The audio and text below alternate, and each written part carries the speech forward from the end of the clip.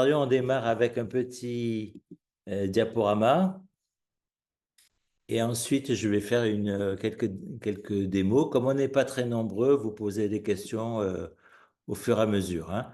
Donc, pour Edumed, on commence quelque chose de nouveau qu'on appelle les rendez-vous d'Edumed, c'est-à-dire qu'on va tous les 2 mois faire un rendez-vous qui va permettre de présenter des ressources qui sont déjà en ligne ou qui vont l'être dans pas longtemps et qui peuvent être utiles par rapport surtout aux programmes voilà, qui existent, que ce soit en physique-chimie, que ce soit en SVT, qui sont voilà, des choses à faire et sur lesquelles des collègues peuvent avoir des difficultés alors que finalement les ressources existent. Donc c'est juste pour vraiment pour les présenter à nouveau ces ressources-là. Alors aujourd'hui, la session, elle est consacrée aux capteurs.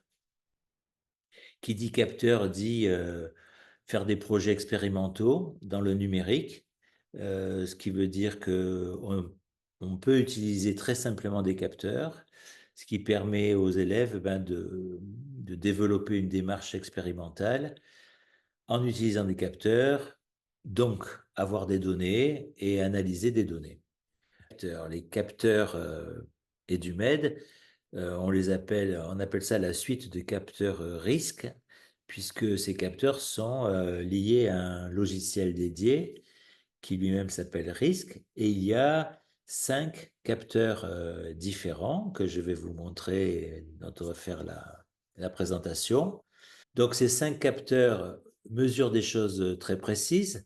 Alors, le dithermomètre, comme son nom l'indique, mesure 2 températures en simultané. Donc, vous pouvez suivre l'évolution de 2 thermomètres en même temps. Un accéléromètre mesure le mouvement du sol dans 3 directions. Un baromètre mesure la mesure de la pression atmosphérique. Voilà. Un luxmètre va mesurer la mesure d'intensité lumineuse. Et le tri-piézo, qui, à ma connaissance, n'existe nulle part, mesure la vitesse d'un signal qui va se propager et qui peut être récupéré sur 3 cellules piézoélectriques. Voilà. Tout ça est lié au même logiciel, c'est-à-dire il n'y a pas d'investissement Une fois qu'on a investi sur un capteur avec le logiciel fonctionne avec les 5 autres logiciels.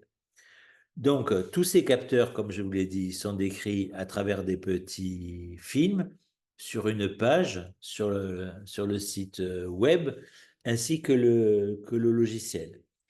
Alors, qu'est-ce que vous avez à faire exactement? Bah, ce qu'il y a à faire, en fait, c'est la chose suivante. Dans un premier temps, il faudra installer un pilote parce que ces capteurs fonctionnent avec une carte Arduino. Donc, ce pilote, il est en ligne. Si vous travaillez avec des machines Windows, ben, le pilote est disponible. Si par hasard vous travaillez avec des Mac, alors de Apple, alors il faut un autre pilote, mais qui est aussi en ligne. Et puis, dans l'autre cas, le deuxième étape, ça sera d'installer le programme d'installation RISC. Donc, vous avez les versions exécutables aussi en ligne. Donc, bon, normalement, vous êtes en Windows 10, le Windows 7, ça commence déjà à être un peu vieux. Et si vous êtes sous Apple, vous avez aussi une version qui tourne sur des Mac. Et les versions sont donc téléchargeables depuis Edumed sur une page. Donc là, vous voyez, une fois que vous avez fait votre acquisition et que vous l'avez stoppé, vous avez un curseur. Ce curseur, ben, finalement, il vous indique les valeurs. Voilà, donc vous pouvez le lire directement. Et puis, dans chaque petit film, vous avez un- une petite manip. Voilà, là, on va, par exemple, on fixe le capteur à une certaine hauteur. On entre à la hauteur. Voilà. Ensuite, on va le mettre à une autre hauteur, puis une autre hauteur. Et donc, il va nous faire des points de mesure qui va nous permettre de faire une courbe, un nuage de points dans un premier temps, puis une courbe qui va nous permettre de dessiner une fonction, éventuellement, de l'évolution de la pression en fonction de l'altitude. Donc, vous voyez, pour chaque capteur, il y a la présentation du capteur et juste derrière, une petite expérience que pourraient faire des élèves sans difficulté par rapport au baromètre. Bon, je reviendrai sur cette page plus tard. Pour l'instant, je reviens vers vous. Ben voilà, là j'ai le baromètre dans les mains, hein, vous voyez. Et donc un baromètre, c'est son port USB, ça c'est assez classique. Voilà, là-dedans, c'est là que se situe la petite carte Arduino. Donc cette carte Arduino, ben, c'est une carte qui a été bon, fabriquée. On en discutera plus tard après. Et puis là, au bout du fil, j'ai le fameux capteur qui est un baromètre, tout simple. Voilà. Et ce baromètre, normalement, c'est parce qu'on le bouge vers le haut, vers le bas, qu'il a fait ces choses-là. On peut faire à nouveau une démonstration pour vous montrer la facilité. Alors là, je travaille avec un autre ordinateur. Alors, vous êtes plutôt Windows ou Apple? Je ne sais pas exactement. Enfin, je pense que vous êtes sur Windows dans vos états. Vous voyez une page, la page du deuxième ordinateur là. Oui, vous voyez? Oui, c'est On voit bon. une carte. Voilà. Mm. Donc, moi, ce que je vais faire, c'est que je vais brancher. Donc, alors, soit je branche le capteur avant ou après. Ça n'a pas vraiment beaucoup d'importance. Donc là, je branche le capteur sur le port USB de l'ordinateur, sur n'importe quel port USB. Je vais pas. Et puis, je viens chercher le logiciel RISC que j'ai ici. Donc, je le lance. Alors bien sûr, ça veut dire que euh, j'ai déjà téléchargé, comment dire, le pilote hein, sur mon ordinateur et que j'ai déjà chargé l'exécutable que j'ai installé. Vous avez vu que l'onglet baromètre s'est allumé. Donc il a détecté le baromètre. Donc après, si je clique sur baromètre, ben, j'ai l'interface que vous avez vue, avec un bouton Start qui est ici. Donc, quand je lance le Start, il va commencer ses mesures. Donc, vous avez la pression en pascal d'un côté. Et puis, bien sûr, vous allez voir des chutes de pression parce que je suis en train de monter le capteur très haut, enfin le plus haut possible. Là, je suis debout presque. Voilà. Et puis ensuite, je redescends, et si je redescends, et que je m'assois et que je vais vers le sol, eh ben, je vois mon baromètre remonter. Donc là, vous avez une illustration assez simple de la variation de la pression en fonction de l'altitude. Je stoppe, et vous voyez qu'ensuite, je peux, avec un curseur ici, ben, je peux me promener et j'ai les valeurs sur la courbe. Et puis, j'ai aussi, si je fais un piqueur, piqueur, ça veut dire que je vais placer le curseur à un point donné. Là, on m'invite sur bouton droit de la souris à cliquer. Il va marquer ce temps-là. Et par exemple, je veux connaître l'augmentation de la pression entre le temps 1 et le temps 2. C'est ce qu'il me dit. Il me dit que la pression a augmenté de 18 pascal dans cet intervalle de temps. Voilà, donc c'est quelque chose qui me permet de faire déjà un peu d'analyse de données. Là encore une fois, l'idée c'est quand on n'a rien au départ, faire des choses simples pour être sûr que si on est capable de faire ces choses simples, on pourra faire des choses un peu plus compliquées. Je vais rester sur le logiciel. Euh, voilà, je reviens là. Et par exemple, ben, je vais en mettre un deuxième de capteur. Voilà. Donc, j'ai mis le 10 thermomètre. D'accord? Donc, si je clique sur le dit thermomètre, cette fois-ci, j'ai pas un écran, j'ai pas un graphique, mais j'en ai deux, puisque je suis deux, donc j'ai deux sondes de thermomètre. Alors, vous allez me dire, ben, à quoi ça sert? Ça, ça dépend des projets expérimentaux qu'on veut voir, hein. Le capteur, il se présente toujours pareil. Euh, je lance les valeurs. Donc là, les deux capteurs sont à l'air libre chez moi. Donc voilà, ils évoluent. Et puis pour un des deux, je viens de le mettre dans ma main. Alors forcément, l'évolution va pas être la même dans les deux. Ça se voit déjà assez nettement. D'accord? On va voir si je suis fiévreux ou pas. Et puis, quand je pense que j'ai assez de données,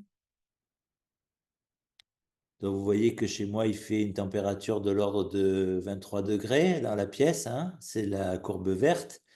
Et dans ma main, je suis actuellement vers 31 degrés par là. Donc en fait, donc quand je stoppe, j'ai ça. Alors vous avez donc les valeurs qui sont ici, on peut les comparer. Forcément, il faut regarder les axes d'abscisse et d'ordonnée pour voir de quoi on parle. Et on voit donc par les curseurs, toujours, je peux regarder tranquillement ce qui se passe et on me dit où je suis sur le graphique. Alors, bien évidemment, une des fonctions intéressantes du logiciel, c'est que je peux sauvegarder les données, c'est-à-dire il va les sauvegarder dans un format CSV, c'est-à-dire un format qui est après lisible avec Excel. Alors, on va regarder ça. Par exemple, je sauve la donnée ici. Donc, il va en faire un fichier. Vous voyez, il va faire un fichier en mettant la date, l'heure, 10h34, un CSV. OK, je vais dire OK. Il va me le mettre sur le bureau et il va le mettre sur un format de CSV avec des virgules. Alors, donc je vais le récupérer. Oui, c'est bon. Oui, oui. Et quand j'ouvre Excel, ben, je vais avoir ce fichier CSV. Je ne sais pas si vous êtes familier ou pas avec ça. Alors forcément, c'est un CSV. Il faut pouvoir il faut mettre les valeurs dans des colonnes. Alors ça, si vous savez faire, ben, je vous apprends rien. Sinon, vous allez dans Données, comme ça. Vous demandez à convertir ce fichier en, en mettant les valeurs dans des colonnes. Donc, c'est ce qu'on va faire ici. On va lui dire que c'est tabulé par des virgules. Voilà, et quand c'est tabulé par des virgules, euh, non, alors pardon, j'ai pas fait. Il faut que je sélectionne toute la colonne. Pardon, il faut que je fasse ça. Je fais donc suivant, et vous voyez, mon fichier Excel se met en place sans problème. Et donc, vous avez la colonne des abscisses, donc des secondes, et les deux thermomètres. Et vous avez toutes les valeurs point par point, ce qui vous permet un traitement encore plus fin que le graphique. Ça va dépendre du niveau des élèves, de ce que vous voulez leur faire faire. Alors forcément, si vous voulez qu'ensuite ils travaillent avec ça, il faut être un peu... alors, on a des problèmes avec les logiciels qu'on peut fabriquer et nos tableurs Excel, parce que nos tableurs Excel français ne reconnaissent pas les points, enfin ne considèrent pas les points de la même façon que des virgules. Donc là, en ce moment, le fichier Excel ne considère pas qu'on a des nombres là, il considère qu'on a du texte.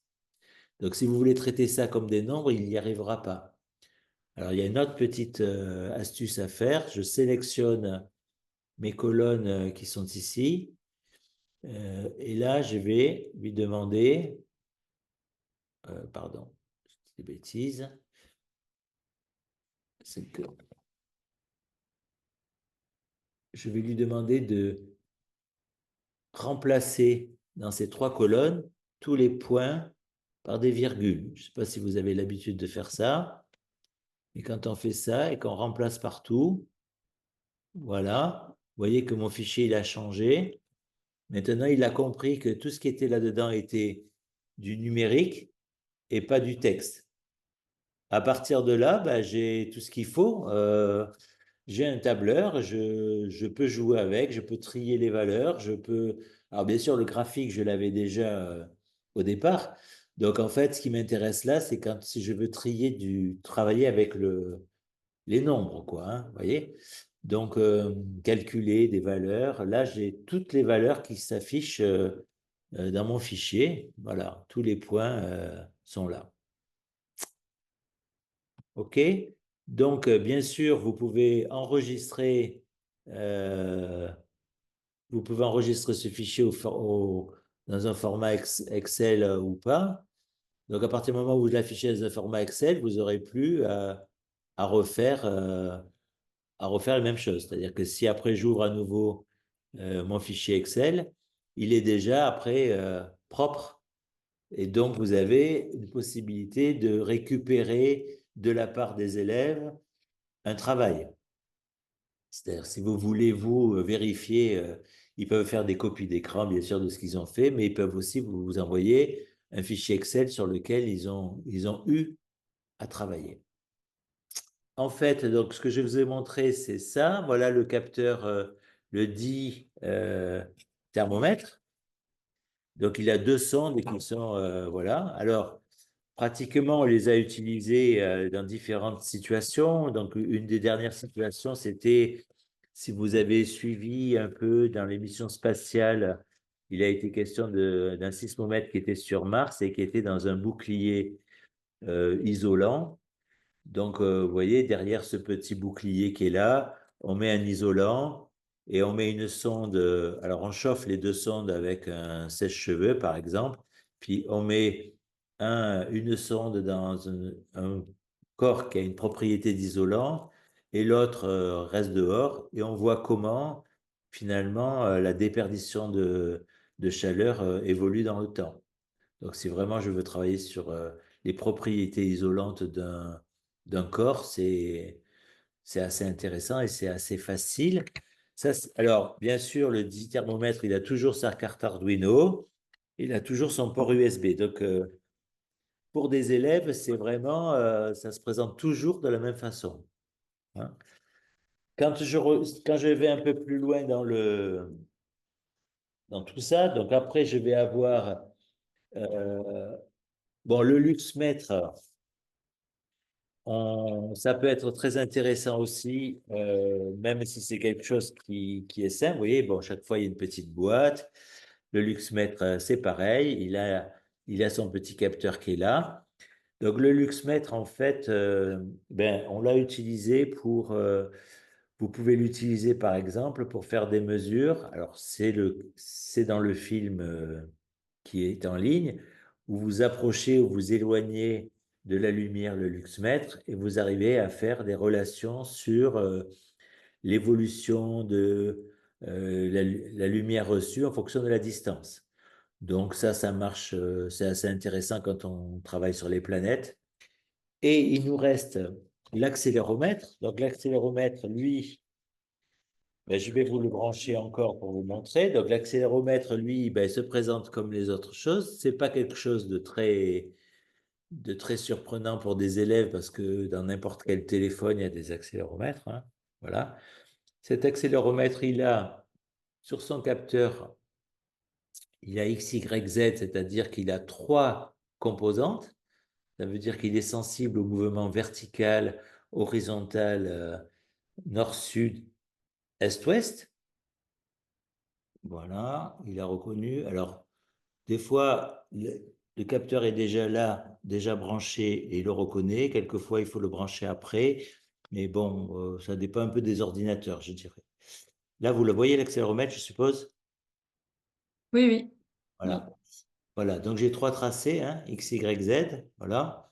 Alors, forcément, vous voyez, si, voilà, là, j'ai fait un mouvement qui était plutôt du Y.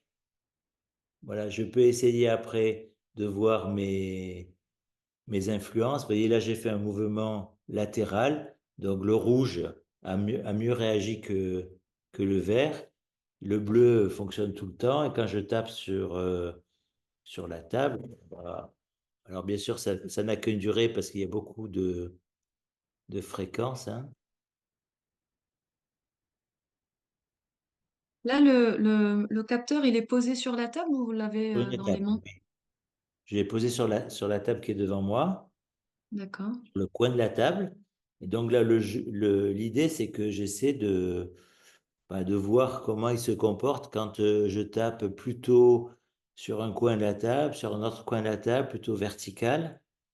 D'accord? Voilà, donc je peux l'utiliser vraiment soit comme un détecteur d'un signal, donc comme un sismomètre, hein, mais je peux aussi l'utiliser comme étant, voilà, pour essayer de voir que mes trois composantes sont sensibles à des signaux qui se propagent et qui viennent pas du même endroit.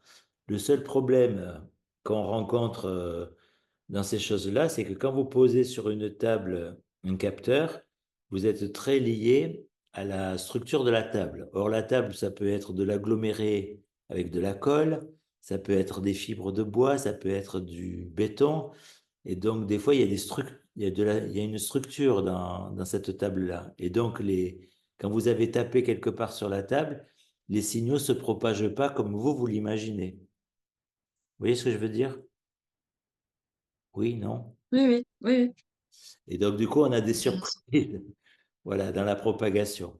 Mais par principe, le capteur s'utilise comme ça, on déclenche, on a les trois composantes. Ok, j'avais une petite question, Jean-Luc, s'il te Oui. plaît.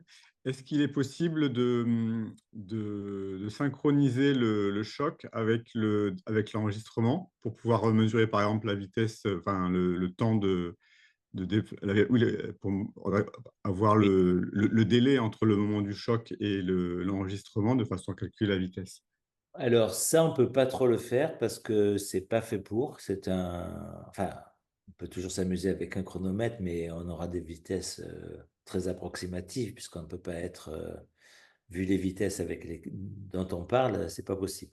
Par contre, c'est l'autre capteur qui va faire ça, c'est le tripiezo qui est capable de faire ça. On a toujours le port USB, on a toujours la carte Arduino, ça change pas. Par contre, on a quatre piezo. Alors, il y en a trois qui enregistrent. C'est le vert, le bleu et le rouge. Quant au jaune, et ça va répondre à la question de Fabrice, c'est un déclencheur. C'est-à-dire que à partir du moment où je lance un signal, lui enregistre le départ du signal, ce qui nous permet de pouvoir faire des calculs entre ce qui est parti d'ici et qui arrive aux trois autres capteurs. Alors, bon, je vais revenir sur ma plateforme. Il a reconnu les cellules piézoélectriques. Donc, bien sûr, je peux les. Donc là, dans un enseignement scientifique, on va vouloir, par exemple, mesurer des vitesses dans des matériaux. Ça peut être aussi bien intéressant en physique-chimie qu'en SVT, hein. Donc, ça veut dire que je vais mettre mes cellules piézoélectriques le long de matériaux assez longs, comme des barres de bois, des barres de roche, si on a ça, des bois différents, c'est possible aussi. Et à partir du moment où on impose un signal sur le piezo jaune, eh bien, on va récupérer les données sur le vert, le bleu et le rouge en fonction de là où ils sont. Alors, bien sûr, quand là, il a reconnu les piézos, donc forcément, vous avez,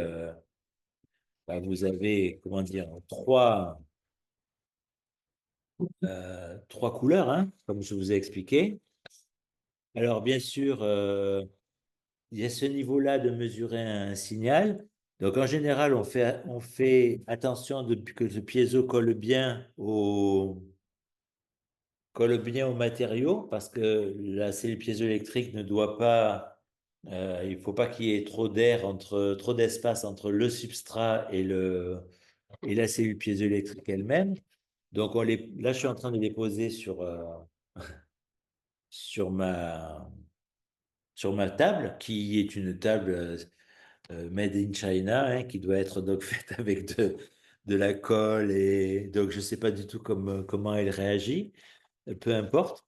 Après, il y a une autre activité qui peut être aussi intéressante qu'on fait dès le primaire, des fois, qui est un petit jeu qui consiste à installer les trois piésos, on les installe un peu sur une plaque.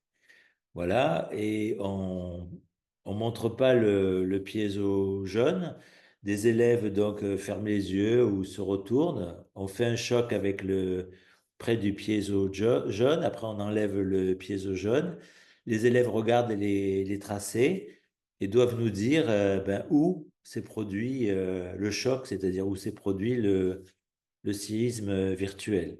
Donc, on habitue un peu à la triangulation, si vous voulez, avec ça, sachant qu'après, on peut passer aux vraies données. Alors, si je vais tenter cette expérience-là, hein. Donc, en général, ben, toujours pareil, hein, start. Je devrais avoir voilà. Donc là, dans ce cas-là, le capteur est un peu différent. Il va faire un enregistrement dans le temps. Il ne va pas rester trop longtemps. C'est-à-dire que moi, j'ai fait un choc et c'est le choc qui va lancer l'enregistrement. Ça répond donc à la question de Fabrice. Quand, quand c'est que j'ai le départ? Ben, le départ, là, c'est le zéro. OK?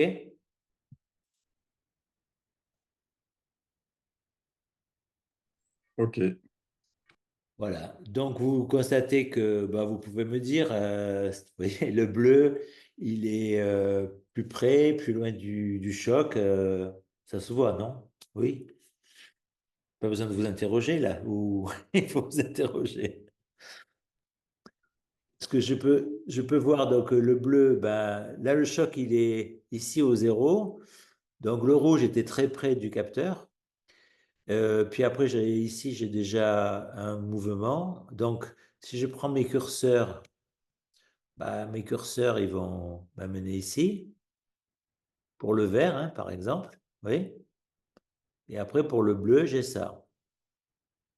Donc, après, pour le vert, comme je vous ai dit, ben, si je fais un piqueur, c'est-à-dire que je vais faire des pics. Alors, en général, on calcule la vitesse plutôt sur les deux derniers piésos, parce que sur les deux derniers piésos, on est sûr que ce qu'on calcule, c'est de la propagation d'un signal. Alors que entre le jaune et le rouge, on ne sait jamais combien de temps, s'il y a un délai avant que le signal qui a été lancé, à partir de quand il est parti. Tandis que quand il est passé déjà, quand il a déjà passé le rouge, par exemple, ben, entre le rouge et le vert ou le vert et le bleu, ben voilà, les choses. Alors, la manip peut se faire qu'avec deux piésos. Trois piésos, ça apporte un peu plus d'ouverture par rapport à des expériences qui pourraient être réalisées. Je crois que là, j'ai fait le tour de ce que je voulais. Je vais revenir à, euh, à mon partage qui est là. Voilà. Donc, on était sur cette page-là, je crois. Oui, c'est ça, hein? Donc, vous voyez que sur cette page-là, vous avez tous les capteurs. Vous pouvez retrouver, vous pouvez même avoir une petite vidéo pour fabriquer des capteurs. Donc, ça, c'est une autre étape qui consisterait, mais enfin, je pense que dans les échelles de progression ou de simplicité, on peut utiliser un capteur avant de vouloir absolument en fabriquer un. Mais si vous voulez fabriquer des capteurs, il y a un petit film qui explique comment, par exemple, des collégiens peuvent fabriquer des cellules piézoélectriques. Voilà, c'est tout à fait faisable, hein. Et vous avez un petit film qui vous explique ça. Et si vous voulez avoir un niveau encore un peu plus compliqué, mais là, je pense que peut-être que c'est plutôt des projets d'équipe avec des gens qui veulent faire de la technologie, de la physique, des matheux, des profs de SVT. Alors, les capteurs que je vous ai montrés, on peut les fabriquer, puisque tous les plans de montage sont en ligne. C'est-à-dire que ce que je vous ai montré, l'accéléromètre par exemple, eh bien, vous avez là vous avez la carte Arduino à gauche et le petit capteur à droite avec toutes les connexions à faire. Donc ça, c'est vraiment, ça rentre dans le cadre comment dire, d'un programme qui viserait à fabriquer un capteur. Pour finir, donc, ce que je voulais dire, c'était que, bon, on est toujours dans les sciences expérimentales, hein, plus que jamais, avec ces projets numériques. Simplement, on a toujours l'expérience qui est au centre de l'opération, mais on s'arme, je dirais, de capteurs pour récupérer de la donnée qui n'est pas facile à récupérer. Donc, et ensuite, on traite cette donnée de façon numérique plutôt que de la traiter de façon analogique, comme on pouvait faire aussi par le passé. Quelquefois, il y a certaines données qu'il est très difficile, comme une propagation d'ondes dans un matériau. De façon analogique, c'est pas possible de l'acquérir. Pour un thermomètre, c'est différent, mais bon, le numérique nous aide beaucoup, surtout à collecter beaucoup de données et de pouvoir l'analyser à travers des graphiques ou des tableurs Excel comme on a vu. Donc, le logiciel, vous savez où le trouver. Les capteurs, si on veut en acheter, c'est possible. Quant au logiciel risque, lui, il évolue, c'est-à-dire que il y a des gens qui travaillent dessus pour le faire évoluer, pour qu'il soit de plus en plus opérationnel, parce que les systèmes d'exploitation changent aussi, ils évoluent. Et donc, ben, il y a des versions, là, il y a une version en cours qui est en train de changer pour le rendre encore plus opérationnel. Et l'idée, c'est toujours, je récupère la donnée, j'ai des curseurs pour faire des mesures et je sauvegarde ma donnée, non pas sous forme d'un graphique, mais sous forme d'un fichier Excel avec les données dedans. Puisque avec ça, je peux recréer mon graphique comme je peux travailler avec mes chiffres, mes nombres. Voilà, je crois que j'ai tout dit pour aujourd'hui. Je ne sais pas si vous avez des questions à poser, c'est le moment.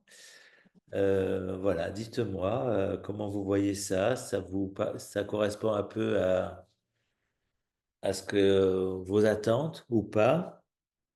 Contre, il ne faut pas avoir d'appréhension par rapport au capteur parce que tout a été conçu, fabriqué pour qu'il y ait une facilité la plus importante possible à l'utilisation. Un port USB, on n'a pas à se soucier. Et franchement, les élèves et même les plus jeunes n'ont pas de problème à ça. Et d'autant plus que en ayant pratiqué un capteur, ils sont capables de pratiquer les autres puisque c'est la même procédure. Donc, c'est pas trop compliqué ça pour les capteurs. Faut pas avoir peur des capteurs. Par contre, le vrai travail reste quand même effectivement qu'est-ce qu'ils vont faire avec. Parce que dans ce projet expérimental et numérique, enfin, quand je parle de la classe de première, il y a, les thèmes sont complètement libres, hein. C'est-à-dire il n'y a pas de lien avec ce qui doit être fait au programme. Donc, on peut prendre un peu ce qu'on veut, hein. On peut s'amuser à dire, tiens, regardez, ils ont mis sur Mars, ils ont mis un isolant pour le sismomètre. Est-ce qu'on peut fabriquer qui est capable de fabriquer le meilleur isolant? Et charge aux élèves de fabriquer un isolant et ensuite les capteurs testent ben, l'isolant qui est le plus performant, par exemple. Voilà, c'est un projet simple. Eh bien, Voilà, merci. très bien. Merci, Ben, merci. écoutez, les newsletters, ça sera tous les 2 mois sur des ressources différentes. Si vous voyez des ressources dont vous avez besoin d'éclaircissement, parce que les visios, c'est pas très long, hein, vous voyez, c'est une petite heure, juste pour compléter ce qu'on a présenté dans la newsletter et prendre contact. Voilà.